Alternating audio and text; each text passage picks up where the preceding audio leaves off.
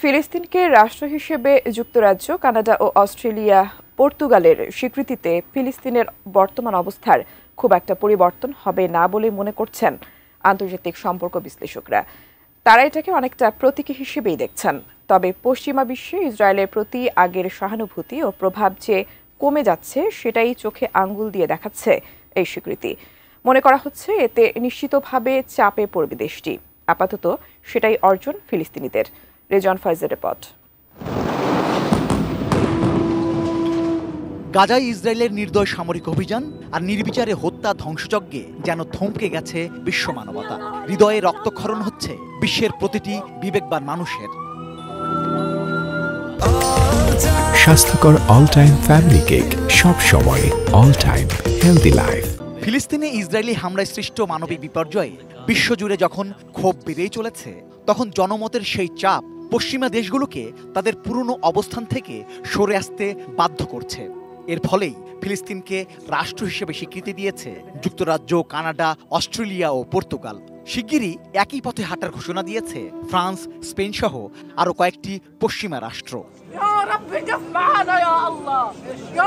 এখন প্রশ্ন আসছে, ফিলিস্তিনকে রাষ্ট্র হিসেবে এই স্বীকৃতির অর্থ আসলে কি, কিংবা একটি স্বাধীন ফিলিস্তিন রাষ্ট্র গড়ে তুলতে এই স্বীকৃতি কতটা কাজে আসবে। আর এখানেই আন্তর্জাতিক সম্পর্ক বিশ্লেষকরা বলছেন, এর মাধ্যমে একটি শক্তিশালী রাজনৈতিক ও নৈতিক বার্তা দেয়া সম্ভব হলেও মাঠের পরিস্থিতিতে বড় পরিবর্তন আসবে না।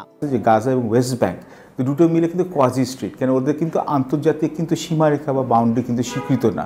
তো সেই অর্থে বলতে পারবো যে এটা হচ্ছে যে অনেক অংশে হচ্ছে, আমি বলবো প্রতীকী একটা এখানে হচ্ছে রেকগনিশন বা সিম্বলিক এখানে রেকগনিশন।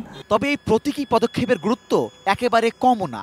ফিলিস্তিনকে রাষ্ট্র হিসেবে প্রভাবশালী দেশগুলোর এই স্বীকৃতি নিশ্চিতভাবেই ইসরায়েলের কূটনৈতিক ব্যর্থতার প্রমাণ, যা পুরোপুরিভাবে গাজা দখল করে নেয়ার ইসরায়েলের পরিকল্পনাকে চাপে ফেলবে। এটা কিন্তু একটা, আমি বলবো হচ্ছে এটা স্ট্রং মেসেজ, এবং আন্তর্জাতিক সম্প্রদায় এক যুক্তরাষ্ট্রের এখানে যারা ক্ষমতাসীন আছে তাদের বাদে আপনার কিন্তু এখানে হচ্ছে যে ইসরায়েল কিন্তু মোটামুটি কিন্তু আন্তর্জাতিক অঙ্গনে কিন্তু একা হয়ে যাচ্ছে। ফিলিস্তিনকে রাষ্ট্র হিসেবে স্বীকৃতির বিষয়ে বরাবরই বিরোধিতা করে আসছে যুক্তরাষ্ট্র। ট্রাম্প প্রশাসনের একচেটিয়া সমর্থন পাচ্ছে ইসরায়েল। যুক্তরাষ্ট্রের এই অন্ধ সমর্থন বন্ধ না হলে ফিলিস্তিনের অবস্থার পরিবর্তন হবার খুব একটা সুযোগ নেই বলে মনে করেন এই আন্তর্জাতিক সম্পর্ক বিশ্লেষক। যতক্ষণ পর্যন্ত যুক্তরাষ্ট্রের এখানে নীতি নির্ধারণের উপরে ইসরায়েলের প্রতি সমর্থন যদি না কমে, ইসরায়েলের কিন্তু এই বেপরোয়া ভাবটা কিন্তু চলতেই থাকবে। বর্তমানে জাতিসংঘের 193টি সদস্য রাষ্ট্রের মধ্যে 75%ই ফিলিস্তিনকে স্বীকৃতি দিয়েছে। আর নিরাপত্তা পরিষদের 5 স্থায়ী সদস্যের মধ্যে 4টি, যুক্তরাষ্ট্র, ফ্রান্স, চীন, রাশিয়া, ফিলিস্তিনের পক্ষ নেয়ার ফলে ইসরায়েলের সবচেয়ে বড় মিত্র যুক্তরাষ্ট্র কার্যত একা হয়ে পড়বে বলে মনে করা হচ্ছে। যুক্তরাষ্ট্রের সবচেয়ে কাছের মিত্ররা কিন্তু এখানে ওরা আস্তে করে সিগন্যালও করছে বাকি বিশ্বের কাছে যে আমরা কিন্তু যুক্তরাষ্ট্রের সাথে সবকিছুর সাথে কিন্তু আমরা একমত নই, এবং এটা কিন্তু তাদের। রেজওয়ান ফয়েজ, এটি নিউজ, ঢাকা। যেখানে